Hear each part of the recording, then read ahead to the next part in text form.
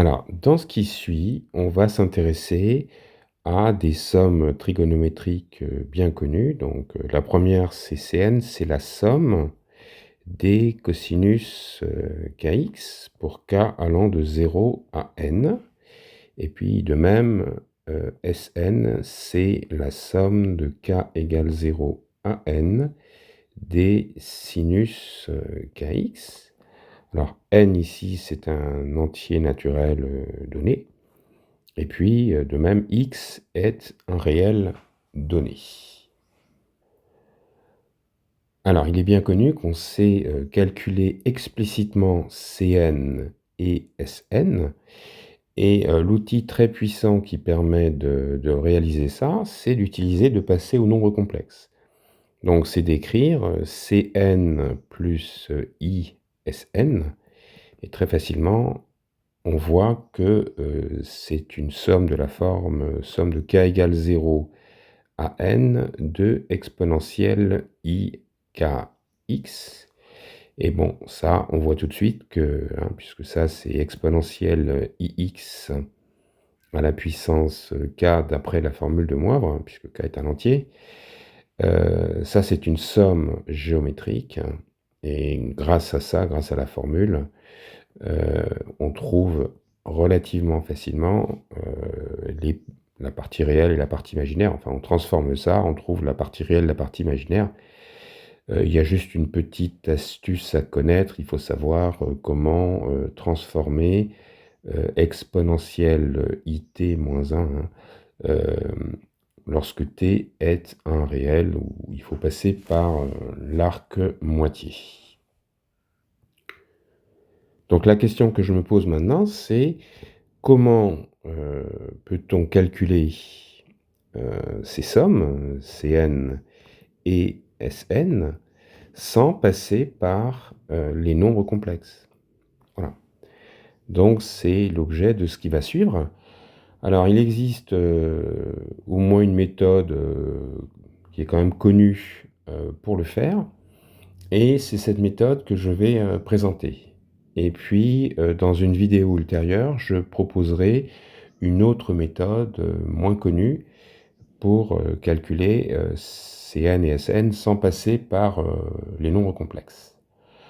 Alors, on doit calculer, donc je vais calculer une des deux, et je montrerai après comment on calcule, comment avec la même méthode on peut calculer l'autre. Alors l'idée, c'est que on a les multiples de l'angle x. Donc on a kx, k plus 1 x, et ainsi de suite. Et puis on a k moins 1 x, etc.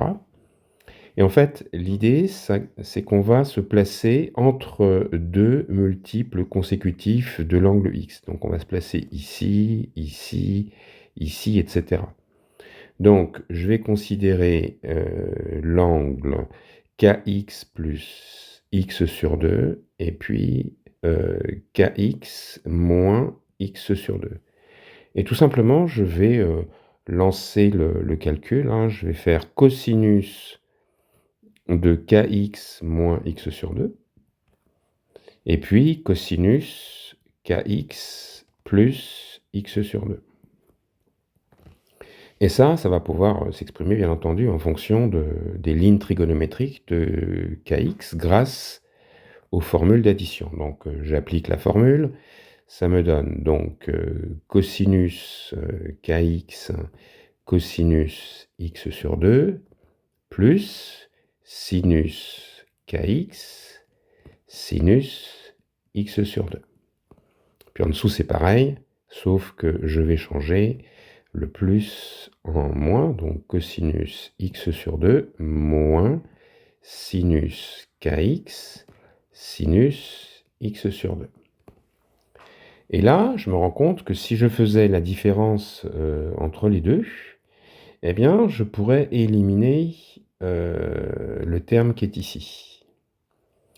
Et l'idée, c'est qu'une fois qu'on a écrit la relation obtenue, là, en faisant la différence, eh bien, on va écrire ces relations pour k allant de 0 jusqu'à n. Et ici, on voit qu'on a en fait du sinus kx multiplié par quelque chose, par sinus x sur 2, donc par 2 quand on va faire la différence. Et ceci va nous permettre de faire la somme des sinus kx. Voilà, c'est ça l'idée. Donc je vais un petit peu développer. Je vais commencer donc par faire la différence. Ça me fait donc cosinus kx moins x sur 2 moins cosinus kx plus x sur 2, qui est donc égal à quoi? Donc on a vu que ces termes-là s'éliminaient, et je vais donc avoir, avec le moins, je vais avoir 2, donc 2 sinus x sur 2, hein, je vais mettre le sinus x sur 2 devant, hein, parce qu'il ne dépend pas de k, et puis je vais avoir donc sinus kx. Maintenant, je vais remplacer k par les valeurs successives entre 0 et n dans la relation que je viens d'encadrer. Donc, ça nous donne cosinus, donc 0x moins x sur 2, donc cosinus moins x sur 2 moins cosinus x sur 2, qui est égal à 2 sinus x sur 2 que multiplie sinus 0x. Donc ça, c'est pour k égale 0. Maintenant, je vais le faire pour k égale 1, donc ça va me faire x moins x sur 2, ça fait x sur 2, donc ça fait cosinus x sur 2, moins cosinus, donc ça fait 1 plus 1,5, ça fait 3 demi de x, ou 3x sur 2. Donc on remarque que le x sur 2 qui est ici, on le retrouve également là. Et donc qu'est-ce que ça fait? Ça fait toujours 2 sinus x sur 2, et ici k égale 1, donc ça nous fait sinus 1x. Je vais encore en faire un pour qu'on voit vraiment bien comment ça marche. Donc je vais faire pour k égale 2. Donc ça va faire cosinus 3x sur 2, hein, ça vient de ici, c'est-à-dire que ça fait 2 fois 2, 4, moins 1, ça fait 3, moins cosinus, puis là je rajoute 1 à 3x sur 2, j'obtiens 5x sur 2, égale toujours 2 sinus x sur 2, sinus 2x cette fois. Et donc à nouveau, je vois le pattern, hein, c'est-à-dire que là, j'ai 3x sur 2 qui est apparu, mais qui était là. Et ainsi de suite. Donc je fais ça comme ça, jusqu'à k égale n. Donc qu'est-ce que ça donne? Il suffit que je remplace là-haut. Donc pour garder la même écriture, ça va faire du 2n moins 1 x sur 2, disons, moins cosinus, 2n plus 1 x sur 2, égale 2 sinus x sur 2, que multiplie sinus, donc n x. Voilà. Et puis le tour est joué. Maintenant, on va additionner membre à membre. Et c'est là que le télescopage va avoir lieu, hein, celui qu'on a observé. C'est-à-dire que lui, le moins qui est à la première ligne, élimine le plus qui est à la ligne en dessous. Le moins qui est à la deuxième ligne élimine le plus qui est en dessous. Lui va éliminer lui, et ainsi de suite. Lui, il va être éliminé par lui. Et puis, voilà, il va me rester quand même quelque chose. Donc, il me reste quoi? Cosinus moins x sur 2, que je vais écrire cosinus x sur 2, moins le dernier terme qui est ici, cosinus 2n plus 1 x sur 2, égal, et puis là je fais tranquillement ma somme parce que c'était le but. Je vais donc avoir Sn, et qui va être multiplié par 2 sinus x sur 2. Et voilà. Et donc c'est pour ainsi dire terminé. Donc je ne vais pas rentrer dans les détails de la formule dans tous les cas, parce que moi ce qui m'intéresse c'est la formule. Donc si 2 sinus x sur 2 est différent de 0, alors j'ai une expression explicite de Sn, hein, qui est égale donc à une fraction, au numérateur cosinus x sur 2 moins cosinus 2n plus 1 x sur 2, et au dénominateur de sinus x sur 2. Alors, quand on regarde la formule, on ne retrouve pas la formule classique qu'on obtient en obtenant le résultat via les nombres complexes. En fait, au numérateur, on a un produit. Donc, c'est pas perdu parce que le numérateur, il est de la forme cosinus P moins cosinus Q. Et on sait bien qu'il y a une formule pour transformer ces sommes en produits. Donc ça fait co moins co, ça fait moins 2 si, c'est-à-dire ça fait moins 2 sinus la demi-somme, P plus Q sur 2, sinus de la demi-différence. Et il ne me reste plus qu'à l'appliquer. Donc, qu'est-ce que ça fait? Eh bien, ça fait donc moins 2 sinus. Alors, je fais la demi-somme. Alors, la somme, je vais avoir le 2n ici avec le x sur 2. Donc, les deux vont s'éliminer. Donc, ça va faire nx. Je vais avoir le x sur 2 plus x sur 2, ça va faire x. Donc, si je ne m'abuse, ça fait n plus 1x. Et attention, il faut que je redivise par 2. Donc, ça me fait n plus 1 x sur 2. Et puis j'ai le deuxième sinus de la demi-différence. Alors là, c'est pas très pratique parce que le plus petit est ici. Donc je vais plutôt faire le plus grand moins le plus petit et je vais mettre le moins ici en plus. Et à ce moment-là, les x sur 2 s'éliminent, ça me fait 2n x sur 2, donc les deux s'éliminent, ça fait nx. Et attention, je dois encore diviser par 2, donc ça fait nx sur 2. Le tout divisé par 2 sinus x sur 2. Voilà. Donc les deux se simplifient. Et ça ressemble bien à l'expression qu'on connaît de Sn. Alors maintenant, comment adapte-t-on la méthode pour calculer Cn? C'est exactement pareil. Hein. Il suffit de singer la méthode qu'on a appliquée là. Sauf que, au lieu de partir ici de cosinus de kx moins x sur 2, et de même pour kx plus x sur 2, eh ben, je vais utiliser le sinus et appliquer les formules d'addition. Donc je vais juste faire le début parce que c'est exactement la même méthode. Donc j'ai dit sinus de kx moins x sur 2.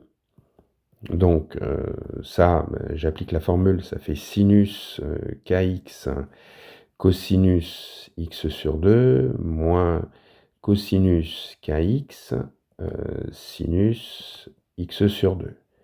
Et puis je vais faire pareil avec donc plus. Hein, je regarde, est-ce que c'est ce que j'avais fait plus haut? Oui, c'est ça. Et donc, il me suffit de changer le moins en plus. Ça me fait donc sinus kx cosinus x sur 2 plus cosinus kx sinus x sur 2. Et évidemment, il faut faire une différence si on veut qu'un télescopage se fasse. Donc là, j'ai la relation 1, la relation 2. Je vais donc faire une différence. Évidemment, cette différence va provoquer l'élimination de ce terme. Donc, quelle différence je vais faire au demeurant? Je vais faire plutôt 2 moins 1. C'est comme ça, je ne vais plus avoir de signe moins. Je vais me retrouver avec donc je vais me retrouver avec cosinus kx qui va être multiplié par 2 sinus x sur 2. Donc cosinus kx qui va être égal donc à une quantité moins l'autre quantité. Et puis comme précédemment, on écrit ces égalités pour k allant de 0 jusqu'à n, et puis on somme, et puis pareil, on aura exactement le même télescopage, hein, c'est des sinus au lieu d'être des cosinus, et donc on trouvera de la même façon la somme des cosinus kx, donc on trouvera bien Cn. Alors, pour finir, on pourrait quand même se poser la question, si j'ai Sn, hein, qu'on a obtenu, est-ce que je ne pourrais pas obtenir Cn de manière plus ou moins par une transformation entre guillemets automatique? Alors, on va remonter là-haut aux expressions. Donc, on a deux idées qui peuvent nous venir en tête. Hein, si on cherche Cn, alors qu'on connaît Sn. Alors quand on veut quand on veut transformer des sinus en cosinus, la première idée qui vient à l'esprit, c'est de dériver, hein. Donc si je dérive Sn, hélas, je vais avoir des k, cosinus kx qui vont apparaître. Or, dans Cn, j'ai pas le facteur k et je vois pas comment me débarrasser de ce facteur k. Donc, cette méthode ne semble pas, conduire à un résultat. Et puis, une deuxième méthode, hein, quand on veut basculer du sinus vers le cosinus, c'est de passer par l'angle complémentaire. Donc ici, si je changeais, hein, après tout, l'égalité est vraie pour tout x, sauf quand le dénominateur s'annule. Donc si je changeais le x en son angle complémentaire, pi sur 2 moins x, ou alors en x plus pi sur 2, alors, puis j'applique une formule de trigo, bon, je vais, sur certains termes, je vais faire apparaître du cosinus kx.